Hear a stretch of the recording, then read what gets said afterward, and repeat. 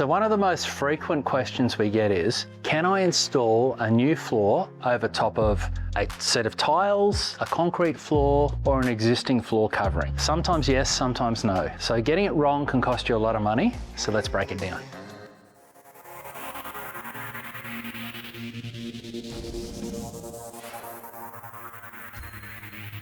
Installing new flooring over top of tiles, concrete, or existing floor coverings can save you time and money, but only when it's appropriate. In this video, what we'll cover is when you can do it, when you absolutely shouldn't do it, and which flooring types and subfloor types it works best with. If you found this video helpful, please remember to like and subscribe, as it helps support this channel. Also, it helps us to create more great videos like this for you.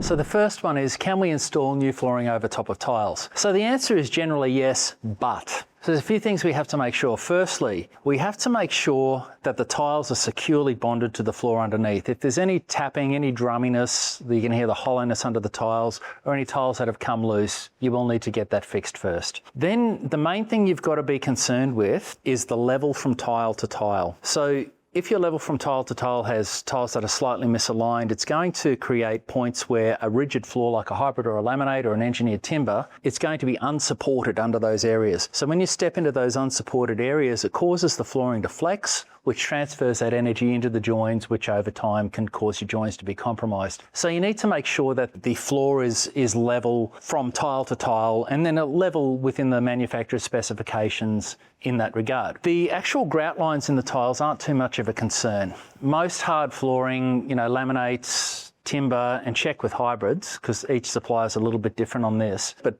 those flooring types have enough strength in the product to bridge those areas, because they're only very small and they're not going to cause the kind of deflection we're talking about. So it's really more the height differences in tiles. If we're talking about vinyl plank, you'll need to flood coat that floor, because vinyl plank, because it is softer, will hug every nook and bump that's in that flooring underneath. So unless you want to be able to see the grout lines of your tiles coming through, you'll want to flood coat that floor and prepare it so that you can glue your vinyl planks over top. So with floating floor types, hybrid, laminate, timber, you don't have to worry about it too much. But in vinyl planks, yeah, it's an issue that you need to rectify first before you attempt the installation. So the next one is, can I install over concrete? And the answer is almost always yes, but. So we do have to make sure that our floor is level to within the manufacturer's specifications. It's less important with vinyl planks for the structural integrity of the floor than it is for rigid flooring types. Now, having said that, the vinyl plank, if you don't level your floor off, you will see every wave in the floor. If you're okay with that, that's fine, but it won't cause structural damage to the vinyl. With timber, with laminate, and with hybrid, it is a big concern. So you want to make sure that your subfloor is flat within the manufacturer's specifications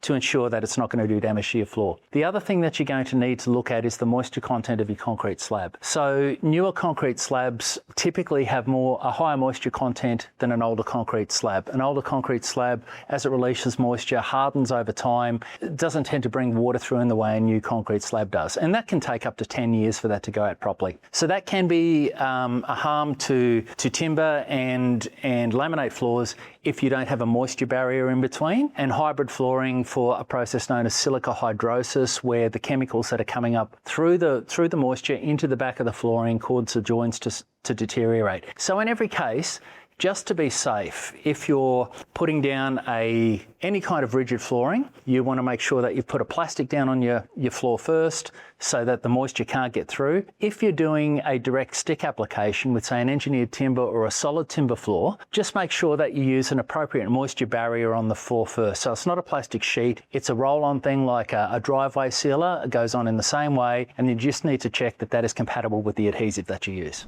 So the last one is, can I go over top of an existing floor covering? Now this one is a little bit more difficult. Typically, if you've got a floated floor, whether it's a timber that's floated, a laminate, or a hybrid, you're going to want to pull that floor up first. And it's not going to be too much of an issue for you. If it's a vinyl plank that's stuck to the floor, typically you can go over top of it with a floated floor. The only thing you do need to consider then is the height, because if you're putting a 14mm timber over top of a 5mm vinyl plank, you're going to have to consider things like door heights and those sort of considerations will have to come into it. So typically it's okay. However, with timber, if you've got a timber that's direct stuck to concrete and you want to put another floor covering over top, that timber will have to come up first, or a floated timber over top of concrete, it will have to come up first. The reason being that product can no longer breathe. And in my experience in the past, I've been to jobs where people, when hybrid first came out, people had put hybrid over top of a floated timber floor, and what had happened was that they had these big bulges coming out in their lounge room where they had a timber floor. And I went in and I had a look at it, and I was able to open the hybrid up, and the hybrid itself hadn't had a problem. It was the timber underneath it not being able to breathe had grown and pushed up and forced the hybrid open because it hadn't been able to breathe. So any timber, it's safest to take it up first. If it's a timber structural floor that can breathe from the other side, then you're generally okay to do it. But if you've got a timber floor that cannot breathe, it's always got to come up. And if it's a direct stuck timber floor, I'm sorry, that's floor surgery. Okay, so let's have a look at what categories work best as sort of a summary. So to start with, any floated floor, it's best practice to pull it up. So just don't try and go over top of another floated floor, pull it up. As a rule, any timber overlay floor, meaning a timber that's on top of another subfloor, you can't cover up. So hybrid, where hybrid works really well. Hybrid's probably the great all-rounder. You can go straight over top of tiles, provided your level is flat. You can always lay over top of concrete, and with a vinyl floor that's stuck down, you can go straight over top of that as well. So hybrid flooring is really good in an overlay situation. Laminate is very similar in those regards. In fact, in every category, laminate, you can go over tiles in the same way, over concrete in the same way, and over top of vinyl in the same way, provided your subfloor is level. That's fine, you can glue over top of that. You can glue over top of concrete, but you can't glue a vinyl over top of a vinyl. It's not designed for that purpose.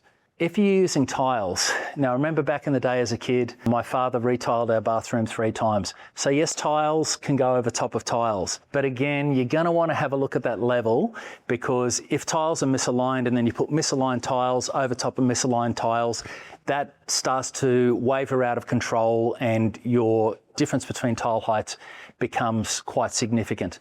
Yeah, they can go straight over top of concrete, but you're not going to bond a tile over top of a vinyl plank. It won't work. It's not designed to work that way. Carpet tiles, yeah, you can glue them over top of tiles with probably the same caveats as vinyl plank.